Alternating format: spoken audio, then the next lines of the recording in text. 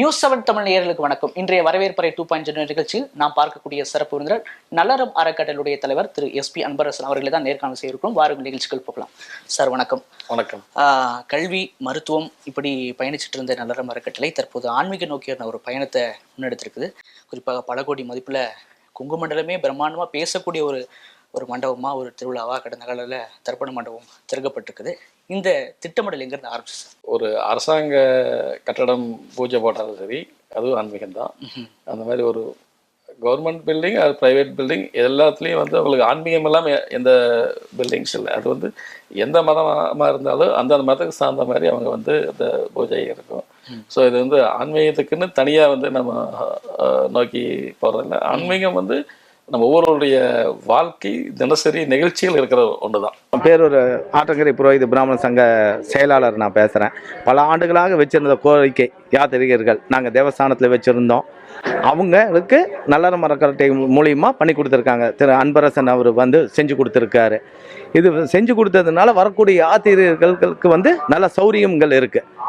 அதாவது குளிக்கிறதுக்கு உண்டான சௌரியங்கள், மற்ற எல்லா விதமான சௌரியமும் இருக்குங்க. இவ்வளோ ஆண்டு காலம் இல்லாமல் இருந்தது. இப்போ இவங்க பண்ணி கொடுத்ததுக்கு ரொம்ப நன்றி. வரக்கூடிய யாத்திரைகள் மூலியமாகவும் எங்கள் பேர் பிராமண புரோகித சங்கத்து மூலியமாகவும் நன்றி தெரிவிச்சுக்கலாம். எவ்வளோ சீக்கிரம் அவங்க எங்களுக்கு நல்லது செஞ்சு தராங்களோ அது. வரக்கூடிய யாத்திரைகளுக்கு வந்து இங்கே குளிக்கிற சௌரியமோ பாத்ரூம் சௌரியமோ எதுவுமே இல்லாமல் இருந்தது. இப்போ இவங்க எல்லா சௌரியமும் பண்ணி கொடுத்துருக்காங்க. அது போக எப்போவுமே தண்ணி இருக்கிற மாதிரி சௌரியமும் பண்ணி வச்சுருக்காங்க இவங்க. அதாவது 365 நாள் இங்கே தண்ணி இருக்கிற மாதிரி அதுக்கு உண்டானது வழியும் பண்ணி தரேன்னு இருக்காங்க, பண்ணுறாங்க. கூடிய சீக்கிரம் பண்ணிட்டாங்கன்னா, இந்த வரக்கூடிய ஆடி அமாவாசைக்கு இதுக்கு முன்னாடி பண்ணிட்டாங்கன்னா வரக்கூடிய யாத்திரிகர்கள் ஜாஸ்தி ஆகும். ஏன்னா இப்போ பக்கத்தில் உள்ள எல்லா பக்கமும் போயிடுறாங்க. பக்கத்து ஸ்டேட்லேருந்து, கேரளா ஸ்டேட்லேருந்து நிறைய பேர் வந்துட்டு இருந்தாங்க, பாலக்காடு அங்கெல்லாம். இப்போ இங்கே எந்த சௌரியம் இல்லாதனால அங்கங்கே அவங்க பக்கத்துலேயே செஞ்சுக்கிறாங்க.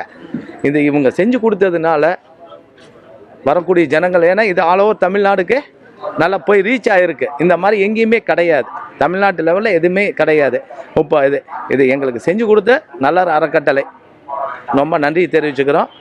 திரு அன்பரசன் அவர்களுக்கு எங்கள் சங்கத்து மூலியமா நன்றி தெரிவிச்சுக்கிறோம். நம்ம குங்குமண்டல பகுதியில் ஒரு தரம் உயர்ந்த ஒரு பேர் படித்தல் இப்படி ஒரு மண்டபம் கட்டணும், இவ்வளோ கூடி மதிப்பில் நம்ம செய்யணும் அப்படிங்கிற இந்த திட்டமிடல் வந்து சாதாரண திட்டமிடல். இந்த நோக்கம் எங்கேருந்து ஆரம்பிச்சிச்சு? 2003 இந்த 2025 வரைக்கும் எங்கள் அப்பாவுக்கு வந்து வருடம் தர்ப்பணம் கொடுக்குறதுக்கு நான் போயிட்டுருக்கேன். 2003 நான் போகும்போது வந்து இங்கே எவ்வளோ மக்கள் சிரமப்படுறாங்க இந்த படித்துறையிலேங்கிறத நேராகவே நாங்கள் பார்த்துட்டு இருந்தோம். அதுவும் மழைக்காலங்களில் பார்த்தீங்கன்னா வந்து இங்கே வெறும் சேரும் சகதியுமாக இருக்கும். உள்ளேயே போயிட்டு வெளியே வர முடியாது. அந்த கீழே நடந்து போயிட்டு வெளியே வர முடியாத ஒரு சூழ்நிலை. அதுவும் வயசானவங்க, குழந்தைகளை கூப்பிட்டு வரவங்களாம் ரொம்ப சிரமத்துக்கு ஆளாகி இருக்கிறாங்க. மழை வந்தால் வந்து ஒதுங்கி நிற்கிறதுக்கு கூட அவங்களுக்கு இடம் இல்லை. அப்போ இருந்தே வந்து இந்த படித்துறைக்கு நம்ம ஏதாவது ஒன்று பண்ணணும் அப்படிங்கிற ஒரு எண்ணம் வந்து 2003 ஆரம்பித்தது தான். அது வந்து 2006 வந்து நேரடியாகவே எங்ககிட்ட வந்து இது கோரிக்கையாகவே பொதுமக்கள் நிறையா பேர் கொடுத்துட்டே இருந்தாங்க. ஸோ 2011 இது முடிவு பண்ண அந்த படித்துறையை வந்து சீரமைக்கணும்னு சொல்லி போட்டு அப்போ இருந்து போட்ட திட்டம் தான் அது. எங்களுக்கு முதல்ல வந்து இந்த படித்துறையோட இடத்தோட அளவே எங்களுக்கு தெரியாது. அதனால் வந்து அதையெல்லாம் ஃபைண்ட் அவுட் பண்ணி 3 கோயிலோட இடம் இது எல்லாத்தையுமே வந்து ஒருங்கிணைச்சு நாங்கள் இந்த படித்துறை வந்து இந்த டிசைன் கொண்டது ஃபைனலைஸ் பண்ணி எங்களுக்கு வந்து 2020 அனுமதி கிடைச்சிது.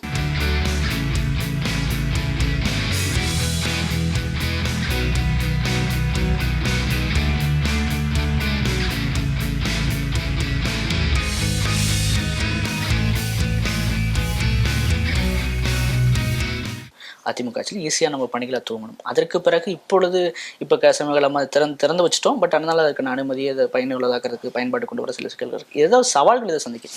ஃபைல் ப்ராப்ளம்ஸ், அதாவது ஒருங்கிணைப்பு இல்லை. ஒருங்கிணைப்பு வந்து அந்த HRNCல இப்போ அதில் வந்து ஒரு 2 கோயில் லீவ் வராங்கன்னா அவங்களுக்குள்ளேயே ஒரு இல்லை, அந்த மாதிரி தான் இருந்துருந்துச்சு. அதனால் வந்து பர்மிஷன் வாங்கும்போதே லேட்டு.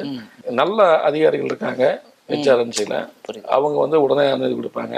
நிறைய டோனர்ஸ் நிறைய கோயிலில் செய்யறதுக்கு தயாராக இருக்காங்க. பட் இந்த அடிப்படை இந்த இஷ்யூவில் வந்து அதுலேயே வந்து நிறைய பேர் வந்து பின்தங்கிறாங்க, போயிடுறாங்க. அவருக்கு HRNC டிபார்ட்மெண்ட்ல இருக்கிற ஜேசி அவங்க நல்லா ஹெல்ப் பண்ணாரு. இருக்கிற அந்த கோயில் ஏசி நல்லா ஹெல்ப் பண்ணாங்க. அப்போ ஏதாவது சவால் இருந்தாலும் நாங்கள் முதல்ல வந்து மேலதிகாரிகள் வரைக்கும் பார்த்து பழக்கமாக இருக்கிறங்காட்டி நாங்கள் நேராக பார்த்து எங்களுக்கு உண்டான அனுமதியை வந்து சீக்கிரமாக வாங்கிட்டோம். இல்லாமல் இந்த அரசாங்கம் வந்து எங்களுக்கு வந்து அனுமதியை வந்து எதுலேயும் லேட் பண்ணல, உடனே கொடுத்துட்டாங்க. என் பேர் மூர்த்திங்க. இது நான் வரையிலும் கிட்டத்தட்ட ஒரு 50-60 வருஷ காலமாக வந்து இந்த பேரூர் இதில் கோயிலில் வந்து நல்லா தர்ப்பணம் ஒரு இதில் நல்லா பண்ணிகிட்டு இருந்தோம், பிடிச்சிட்டு இருந்தோம். இப்போ முதல் வந்து பார்த்திங்கன்னா ஆற்றுல வந்து தண்ணி சகடமாக இருந்தது, கரெக்டான முறைக்கு உட்காந்து காரியங்கள் பண்ண முடியாத சூழ்நிலையில் இருந்தது. நம்ம அறக்கட்டளையிலேருந்து பண்ணி கொடுத்தாங்க, அந்த இது பண்ணி கொடுத்தங்காட்டிக்கு ரொம்ப நன்றி தெரிவிச்சுக்கிறேன். இது மீண்டும் மீண்டும் நல்லா மேலுமே பல ஊர்லேருந்து பல தமிழ்நாட்டு முழுக்க இங்கே வர்றாங்க, பேரூருக்கு வர்றாங்க. நல்ல முறையாக ஒரு சிறப்பாக ஒரு இந்த காரியம் பண்ணி கொடுக்குறதுக்கு இந்த அறக்கட்டளை சார்பாக நாங்கள் ரொம்ப நன்றி தெரிவிச்சுக்கிறேன். ரொம்ப காலமாக இது எங்களுக்கு ஒரு கோரிக்கையாக இருந்தது. இது பண்ணி கொடுத்த அறக்கட்டளைக்கு ரொம்ப சந்தோஷம், ரொம்ப நன்றி. கோவையில் இப்படி ஒரு தர்ப்பணம் அமைக்கணுன்ற அந்த எண்ணங்கள் ஒரு பக்கம் இருந்தாலும் மக்களுக்கு இது எந்த அளவுக்கு பயனுள்ளதாக இருக்கும் நினைக்கிறேன். 3000 வருடமாக வந்து தர்ப்பணம் கொடுத்துட்டு இருந்த இடம். அப்போ இந்த பேரூர் படித்துறைங்கிறது வந்து எல்லாத்துக்கும் வந்து அவங்க மனசில் ஊடி இருக்கும். தர்ப்பணம் உடனே சரி பேரூர் போகலாம் அப்படிங்கிற இதில் வந்துருக்கும். வசதி இருக்கிறவங்க வசதி இல்லாதவங்க எல்லாருமே வந்து இங்கே தர்ப்பணம் கொடுக்குற இடம். அனைத்து தரப்பு மக்களும் வந்து தர்ப்பணம் கொடுக்கறதுக்கு ரொம்ப வசதியான இடம். மிகவும் குறைந்த செலவில் வந்து தர்ப்பணம் கொடுக்குற இடம் வந்து பேரூர் தான். பேரூர் பிராமண புரோகித சங்கம் திரு சத்யநாராயணன் இந்த மாதிரி ஒரு தர்ப்பண மண்டபம் நம்மளுடைய நீண்ட நாளுடைய கனவுகளை வந்து நல்லறம் அறக்கட்டளை சார்பில் திரு அண்ணன் SP வேலுமணி அவர்களுக்கும் மற்றும் அன்பரசன் அண்ணன் அவர்களுக்கும் எங்களது புரோகித சங்க சார்பாக வந்துட்டு நன்றியை நாங்கள் தெரிவிச்சுக்கிறோம். ஏன்னா எங்களோட வந்து நீண்ட நாள் கனவு இது. அதை வந்து இவ்வளவு பிரம்மாண்டமாக சுமார் 15 கோடி அளவுக்கு வந்துட்டு செலவு பண்ணி 50 பேர் வந்துட்டு உட்காந்து ஒரு நல்ல ஒரு விஸ்தாரங்களாக வந்து அமைச்சு கொடுத்துருக்காங்க. அதனால வந்துட்டு எங்களுடைய சங்கத்து சார்பாக நாங்கள் நன்றியை தெரிவிச்சுக்கிறோம். வர பொதுமக்கள் எல்லாருக்கும் வந்துட்டு ஒரு நல்ல ஒரு உபயோகமாக இருக்கும். ஏன்னா மழை காலங்களில் இதில் எல்லாம் வந்துட்டு சேர சகதியமாக வந்துட்டு பொது ஜனங்கள் வந்து வர்றதுக்கே வந்து ரொம்ப சிரமமாக இருக்கும் அவங்களுக்கு வர்றதுக்கே. இப்போ அதெல்லாம் இல்லாமல் வந்துட்டு என்னென்னா நல்ல ஒரு பார்க்கிங் டைல்ஸ் எல்லாம் அமைச்சு நல்ல ஒரு கார் நிறுத்துறதுக்கெல்லாம் வந்து நல்ல ஒரு வசதியை பண்ணி கொடுத்து இவ்வளோ தூரம் ஏற்படுத்தி கொடுத்ததுக்கு நன்றி. மற்றும் பட்டீஸ்வர சுவாமி திருக்கோயில் அவங்க வந்து இந்த மாதிரி ஒரு நல்ல ஒரு இடத்தையே கொடுத்ததுக்கு அவங்களுக்கு ஒரு நன்றி தெரிவிச்சுக்கிறேன். நன்றி. குறிப்பாக சார் இவ்வளோ தூரம் திட்டமிட்டு தான் படுற கஷ்டமாக நான் வந்து தர்ப்பணம் கொடுக்கும்போது இவ்வளோ சிரமப்பட்டோம் அப்படின்ற வார்த்தைகளை சொல்லியிருக்கேன். ஆனால் அதெல்லாம் ஒரு பக்கம் இருந்தாலும் கூட இதனுடைய வரலாறு பின்னணிகளை தெரியாமல் நீங்களாம் பண்ணியிருக்க மாட்டீங்க. இதுக்குள்ள வரலாறு பின்னணி எப்படி சத்து? உங்களுக்கு வந்து சேர சோழ மன்னர் காலத்தில் அவங்களுடைய மூதாதையர்களுக்கு அவங்க தர்ப்பணம் கொடுத்துருக்காங்க. இதுக்கு பேர் சோழன் படித்துறைன்றிருக்கு. சோழர் காலத்திலேயே வந்து இந்த படித்துறையை வந்து அவங்க இந்த கற்களால் பண்ணியிருக்காங்க. அது இப்பவும் இருக்கு. அதையும் நாங்கள் வந்து அந்த கற்களால் வந்து அதை ரிப்பேர் மட்டும் பண்ணி வச்சிருக்கோம். புது படித்துறை தள்ளி அதோட கண்டினியூவாக பண்ணியிருந்தாலும் அந்த சோழர் காலத்து பண்ண படித்துறை வந்து நாங்கள் எதையுமே வந்து எடுக்காம அதையும் வந்து ரிப்பேர் மட்டும் பண்ணி வச்சிருக்கோம் அவங்களுக்கு. அது உங்களுக்கு ஸோ ஆதிசங்கரர் வந்து அவங்க தாயாருக்கு முக்தி கொடுக்கறதுக்கு வேண்டி அவரு இங்கே வந்து கொடுத்ததாக பேரூர் பழைய சாந்திரிங்க அடிகளார் இருக்கும்போதே வந்து இது சொன்னார் உங்களுக்கு. அவரு அப்போது வந்து இந்த படித்துறை ஏதாவது நீங்கள் பண்ணணும்னு சொல்லி போட்டு அவர் பெரிய சாமி இருக்கும்போதே வந்து பேரூர் அடிகளார் வந்து சொல்லியிருக்காரு. இப்போ இருக்கிற சாமி நம்ம கோயம்புத்தூர் இருக்கிற மதாஸ் அடிகளாரும் குமரூர் அடிகளார் கோயம்புத்தூரில் இருக்கிற மடாதிபதிகளும் வந்து இது ரொம்ப இது வந்து நல்லா பண்ணணும்னு அவங்களும் இதை கேட்டுகிட்டே இருந்தாங்க.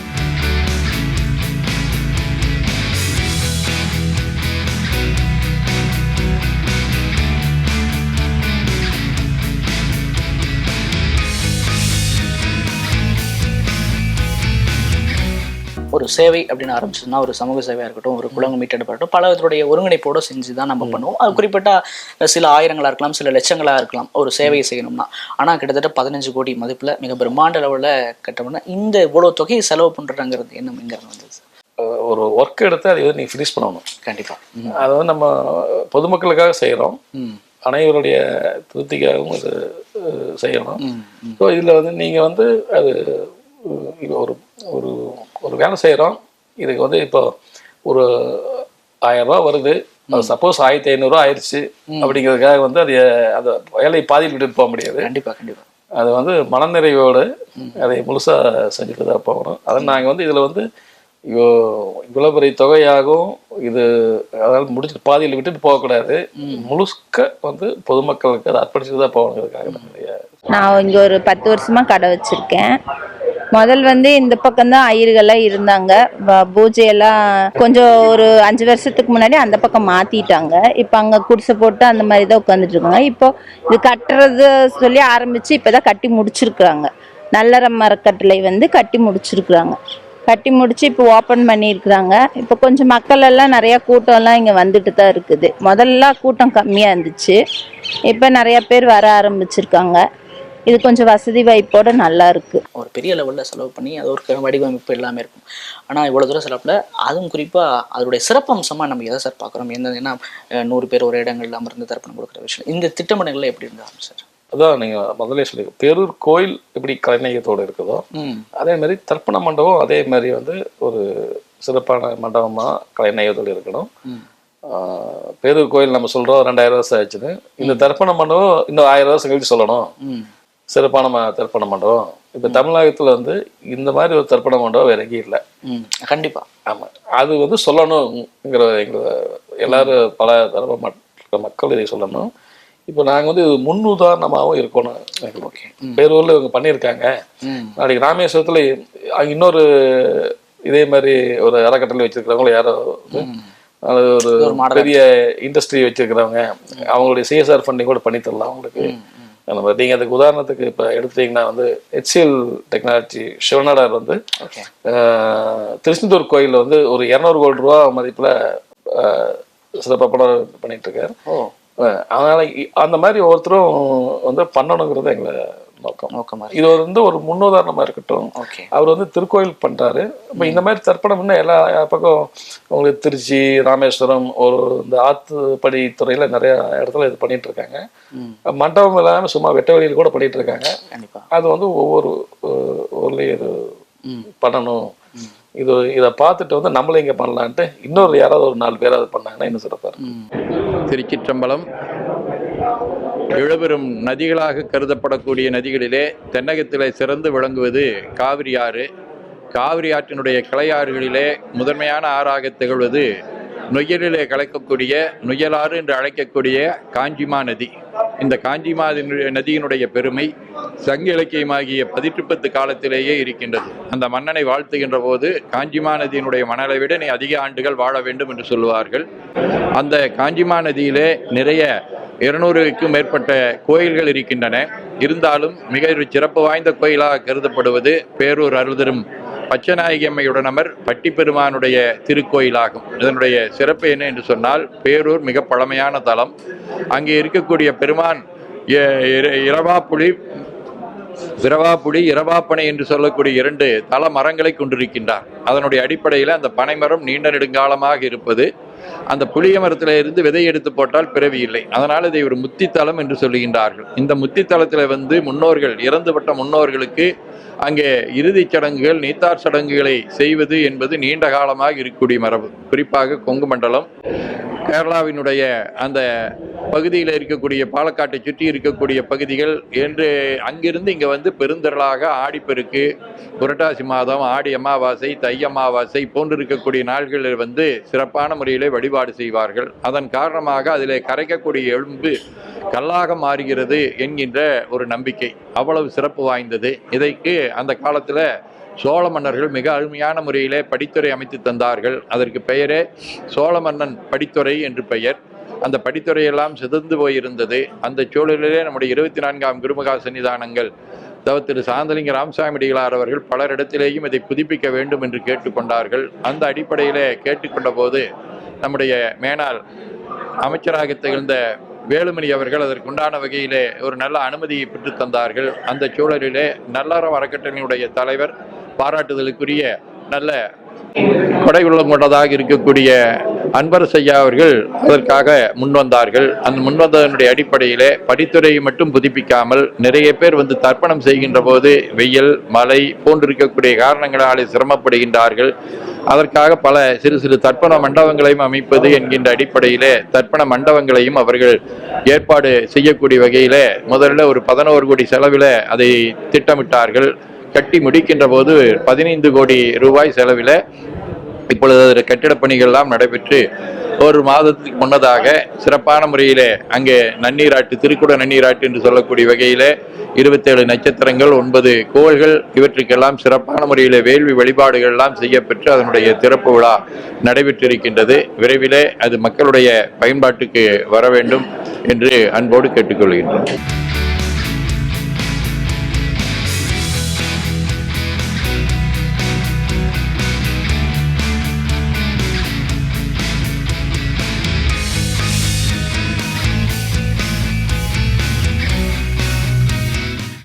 பல இடங்களில் கோவையில் ஒரு திருவிழா கொண்ட மாதிரி தான் இருந்துச்சு. ஏன்னா எங்கே பார்த்தாலுமே இதை பற்றி பரபரப்பாக பேசப்பட்டுச்சு. இது கட்டி முடிச்சு திறந்து அப்புறம் எவ்வளோ வரவேற்பு கிடைச்சது சார்? உங்களுக்கு சமூக ஆர்வலாக இருக்கலாம் அல்லது ஆதீனங்களாக இருக்கலாம், எந்த அளவுக்கு வரவேற்பு, எந்த அளவுக்கு பாராட்டு கிடைச்சது, யாருடைய பாராட்டை நீங்கள் சிறப்பாக பார்க்குறீங்க? அதாவது சாதாரண மக்கள் இருந்து பெரிய தொழிலதிபர்கள் முதற்கொண்டு அனைவருமே பாராட்டினாங்க. இதில் மடாதிபதிகள் அனைவரும் நேராக வந்து வாழ்த்தி பாராட்டிட்டு போனாங்க. அது எங்களுக்கு வந்து ரொம்ப மகிழ்ச்சி. அனைத்து தரப்பு மக்களும் பாராட்டினது வந்து எங்களுக்கு மகிழ்ச்சி. யாருமே வந்து நாங்கள் அதனை இருந்து சந்திச்ச ஒரு 5000 பேர் சந்திச்சிருப்போம். 5000 பேர் பாராட்டினாங்க. சாதாரணமாக ஒரு உதாரணத்துக்காக சொல்கிறேன். பார்த்த அனைவர்களும் குறை சொல்லாமல் பாராட்டின மகிழ்ச்சி. திருச்சிற்றம்பலம்.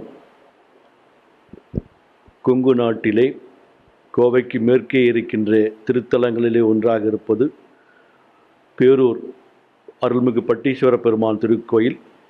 இது மிக பழமையான திருக்கோயில், 1000 ஆண்டுகளுக்கு முற்பட்டது. அப்படிப்பட்ட திருத்தலத்திற்கு மேலை சிதம்பரம் என்ற சிறப்பு பெயரும் உண்டு. அப்படிப்பட்ட திருத்தலத்திலே பல்வேறு வழிபாடுகள் சிறப்பாக நடைபெற்றாலும் இங்கு இருக்கின்ற காஞ்சிமா நதி என்பது ஒரு புனித நதியாக மேற்கு தொடர்ச்சி மலையிலே பூண்டியிலே வெள்ளிங்கிரியிலே உற்பத்தியாகி அது காவிரியிலே சென்று நொய்யல் என்கின்ற இடத்திலே கலக்கின்ற ஒரு சிறப்பு உண்டு. பல்வேறு சிறப்புகளுக்குரிய அந்த நதியிலே நொய்யலாறு என்கின்ற பெயரும் உண்டு. இந்த பேரூரினுடைய வடக்கு பகுதியிலே, திருக்கோயிலையொட்டி வடக்கு பகுதியிலே இருக்கின்ற அந்த ஆற்றிலே முதியோர்களுக்காக தர்ப்பண மண்டபமானது இப்பொழுது புதிதாக நல்லறம் அறக்கட்டளை சார்பாக அமைக்கப்பட்டிருப்பது மகிழ்ச்சிக்குரியது. இங்கு நீண்ட நெடுங்காலமாக இந்த திருத்தலத்திலே உண்டு. இந்த திருத்தலத்திலே இறந்தவர்கள் நேரடியாக முத்தி பெறுவார்கள். அவருடைய இறக்கின்றவர்கள் அவருடைய காது மேல் நோக்கி இருக்கும் என்கின்ற ஒரு சிறப்பும் உண்டு. ஆகவே இந்த திருத்தலத்தில் இறந்தவர்கள் இந்த திருத்தலத்திலே இந்த நதியிலே அஸ்தி கரைத்து அவருடைய ஆன்மா இறைவனுடைய திருவடியிலே அமைதி பெறும், சொர்க்கத்திற்கு செல்வார் என்பது ஒரு நீண்ட நம்பிக்கையாக இருக்கின்றது.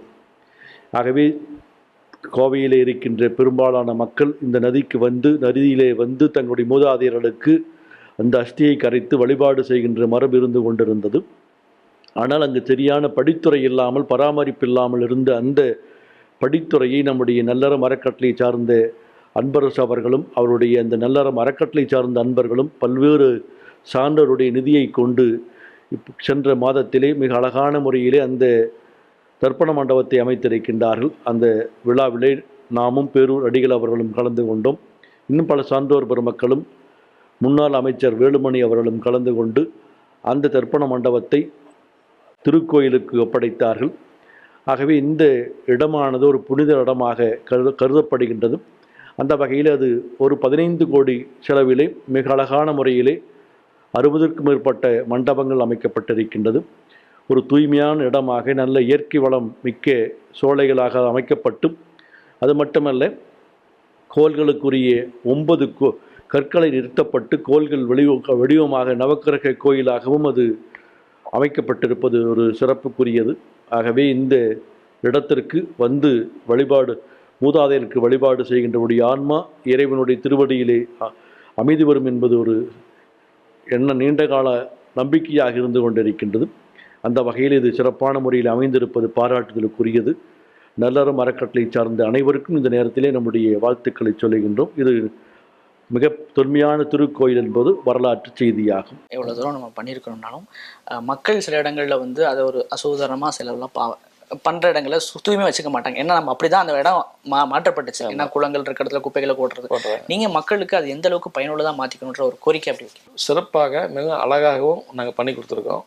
பொதுமக்கள் ஒத்துழைச்சாதான் வந்து இன்னைக்கு நாங்கள் ஓப்பனிங் அன்னைக்கு வந்து என்ன கண்டிஷன் இருக்கோ அது வந்து அது தொடரும். கண்டிப்பா நாங்கள் அரசாங்கத்துக்கிட்டே வந்து இதுக்கு நாங்கள் மெயின்டெனன்ஸும் கேட்டிருக்கோம். அரசாங்கம் எங்களுக்கு மெயின்டெனன்ஸ் கொடுத்தாலும் நாங்கள் தினமும் ஒரு 20 ஊழியர்லேருந்து 25 ஊழியர்களை வச்சு நாங்கள் இதை மெயின்டைன் பண்ணி இந்த இடத்த மிகவும் சிறப்பாக வச்சுருப்போம். மத்திய அரசாங்கம் ஸ்வச் பாரத் அதெல்லாம் இங்கே ஒரு உதாரணமாக நாங்கள் வந்து எங்கேயும் குப்பை இருக்காது. குப்பை எங்கேயாவது இருந்தாலும் உடனுக்குடன் அகற்றி இந்த இடத்த வந்து மிக தூய்மையாக வச்சுருப்போம். நாங்களும் வந்து பொதுமக்களுக்கு வந்து இதை அவங்களுக்கு வந்து விழிப்புணர்வு சொல்லி இந்த இடத்துல நீங்கள் வந்து உங்களுடைய வீடு மாதிரி வச்சுக்கோங்க அந்த மாதிரி நாங்கள் சொல்லுவோம். நமது பேரூரில் முன்னோருக்கு தர்ப்பணம் பண்ணுற மண்டபம் வந்து புதுசாக ஓப்பன் பண்ணி 1 மாதம் ஆகுது. இதை ஓப்பன் பண்ணி எங்களுக்கு வந்து கொஞ்சம் யூஸ்ஃபுல்லாக இருக்குது. எப்படின்னு பார்த்தீங்கன்னா நாங்கள் கிட்டத்தட்ட கோரிக்கை வச்சு கிட்டத்தட்ட 10-15 வருஷம் ஆச்சு. இது வந்து நல்லறம் அறக்கட்டளை மூலிமா எஸ்பி வேலுமணியோட அண்ணனோட அறக்கட்டளை சொந்தம் அவரோட செலவில் எங்களுக்கு வந்து ஃபுல்லாக பிரம்மாண்டமாக கட்டி கொடுத்துருக்காங்க. எப்படின்னு பார்த்தீங்கன்னா தமிழ்நாட்டில் இல்லாத அளவுக்கு எங்களுக்கு வந்து எல்லா வசதியோட தண்ணி வசதி, ஆற்றுல பண்ணுறது, நிழலுக்கு வந்தாலும் வெயிட் பண்ணி பண்ணுறதுக்கு கார் பார்க்கிங்கு, 2 வீலர் பார்க்கிங்கு, தண்ணி வசதி முதற்கொண்டு எல்லாமே சீரும் சிறப்புமாக பண்ணி கொடுத்துருக்காங்க. இதுக்கு நான் ஒர்க் பண்ணுறதுக்கு முன்னாடி அம்மா காலத்துலேருந்து எல்லாருமே இருக்காங்க. எங்களுக்கு ரொம்ப யூஸ்ஃபுல்லாகவும் இருக்குது. எப்படின்னு பார்த்தீங்கன்னா எங்களுக்கு அங்கே பண்ணுறதுனால எங்களுக்கு இடம் இல்லாதனால ஆத்தோரத்தில் ஒரு இடம் பிடிச்சி கொடுத்து அந்த இடத்துலையும் பண்ணி கொடுத்துட்டு இருந்திருக்காங்க. இப்போ எங்களுக்கு அந்த இடத்துக்கு போகிறதுக்கு நல்ல மூவ்மெண்ட்டும் பண்ணி கொடுத்துட்டு பேரூர் கோயில் மூலியமாகவும் எங்களுக்கு வந்து அடுத்தடுத்த மூவ்மெண்ட்டு சீக்கிரமே பண்ணி கொடுத்ததுக்கு ரொம்ப நன்றி தெரிவிச்சுக்கிறேன்.